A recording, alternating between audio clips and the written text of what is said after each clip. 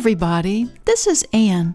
Recently, Jim found a bottle of liquid latex mixed in his videography equipment and supplies closet. I had heard that you could use latex as a resist on pottery, and I thought I'd experiment to see if it would stick to my clay and glaze. I found that it worked great. So in this video, I'll use the latex resist to create 3 really cool mug designs when used with the Amico Snow glaze combinations. Now here's the latex that Jim showed to me. The packaging is a bit creepy, but it says that it's a general-purpose latex, so I figured it might work on pottery. I started with a mug that has already been bisque fired. Now this will be a water scene, so I'm adding a borderline at the bottom where the water will stop. I have 2 retired old paint brushes that I'm dedicating only to the latex. Once dipped in the latex, it'll always have that residue on the bristles, and they will be no good for regular painting. The latex will pour out like a thin glue and dry and clump up just as quickly too, so keep it covered over when not in use. You can see I've already masked the koi on the back side of this mug due to the interest of time, but I'll show you how to begin on this blank section.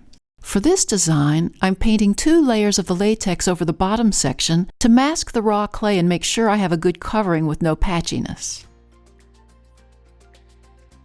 I'm using Amico Celadon Rainforest for the base glaze of this design. I layer 3 coats over the entire surface, letting the glaze dry in between the layers.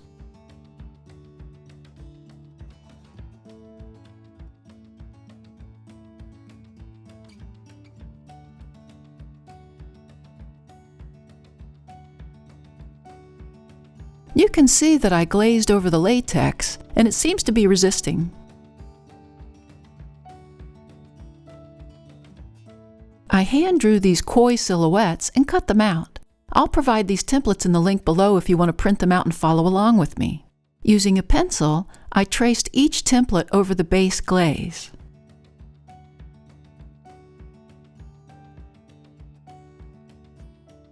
Again, I'm brushing 2 layers of the latex inside the silhouette and waiting for it to dry completely. The good thing about using the latex as opposed to wax is that if it drips, wait for it to set up and then you can peel it away and correct your mistake. Using the small brush, I can get into tight spots, and if the latex is thin enough, it'll behave. When everything was dry, I applied the covering glaze, which was the Amico Snow. Snow can result in an oil-spotted surface texture when layered over certain other glazes. One of those is the rainforest. I applied 3 layers of the snow over the whole mug, letting each layer dry in between. When the latex is fresh, you can see the glaze bead up over the resist. Now for the really fun part. Before firing the mug, I can peel all the latex right off to reveal the design, as opposed to wax, which you just have to burn off in the kiln. I found that the longer the latex has been drying on the piece, the easier it was to peel it away in one sheet. The fresher latex peeled away in pieces. The good thing is that it didn't take any of the bottom layer of glaze with it when I peeled it up. The latex is amazingly resilient and stretchy and holds together remarkably well.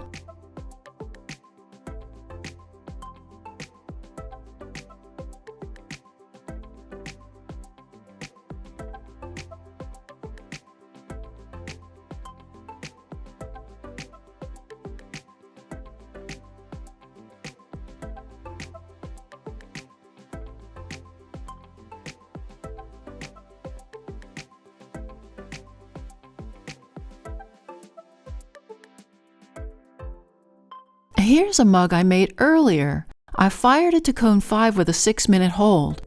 I love that oil spot texture, and the snow didn't move, so the koi fish designs were distinguishable.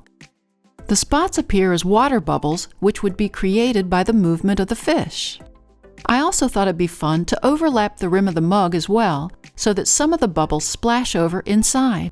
I love the bubbles on the inside part of the handle too. Now let's try another water design. This time with a more complex shell silhouette. I hand drew various shells around the bottom section of the mug, dividing each one into positive and negative spaces, then only brushing the latex over the highlighted areas and some border lines. I'll provide free templates for this design as well in the link below. To connect each shell, I drew little water channels so the design becomes connected around the whole mug, again brushing latex in the highlighted areas. I drew one more random line under the whole border design as a stopping point when I apply the glaze, so the bottom section will be unglazed like a pristine beach.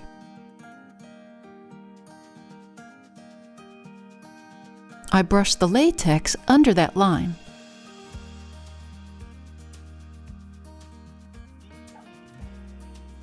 Mako Blue Opal Glaze is another of my favorites to pair with the snow. I brushed 3 layers of the blue opal over the entire mug, letting each coat dry in between.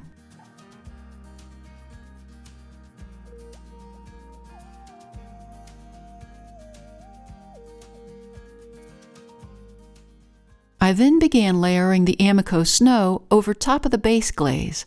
I brushed on 3 layers and let the coats dry in between. When it was totally dry, I peeled away the latex like on the first mug.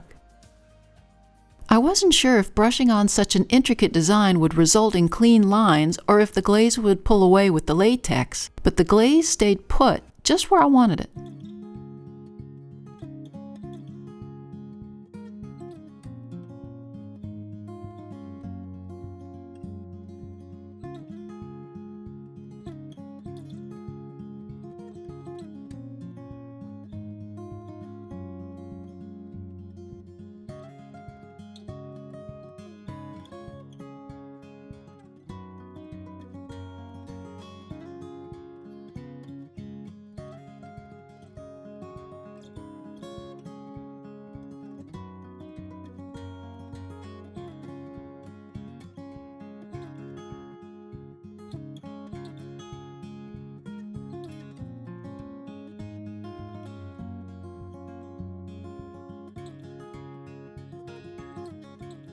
Now here's a mug I created earlier. The blue opal shifted the snow a little bit, but my images are still nice and clean, and where it did move, it makes the design look more natural, like the shells are being washed over with water. Again, I let the water bubbles creep into the interior of the mug. This particular combination of glazes really does look to me like a foamy tide washing over the shells, and the exposed raw clay has the texture of the rougher white sands. Let's try one more design, this time a landscape. I hand drew a borderline of peaks and valleys in the shapes of houses, trees, and shrubs, then brushed the latex under the borderline and around the windows, even adding additional branches where I needed to. This time, I'm starting with a base glaze of Amico smoke. I brushed on 3 layers over the entire surface and let them dry. I then drew a borderline of mountains and tree lines behind my original borderline, sometimes dipping that line down below the original one.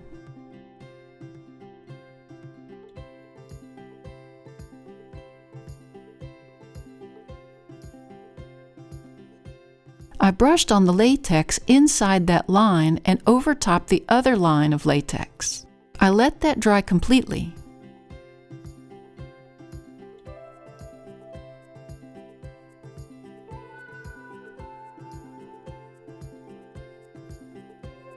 I then brushed on 3 layers of the snow glaze just like before.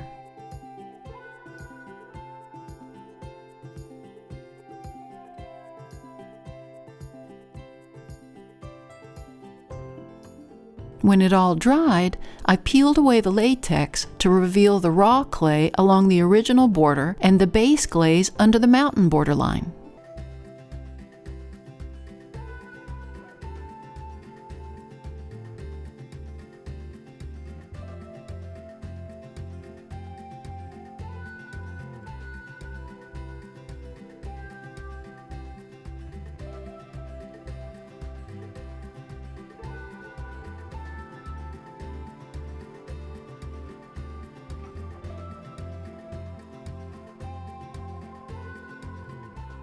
Now here's what I created earlier.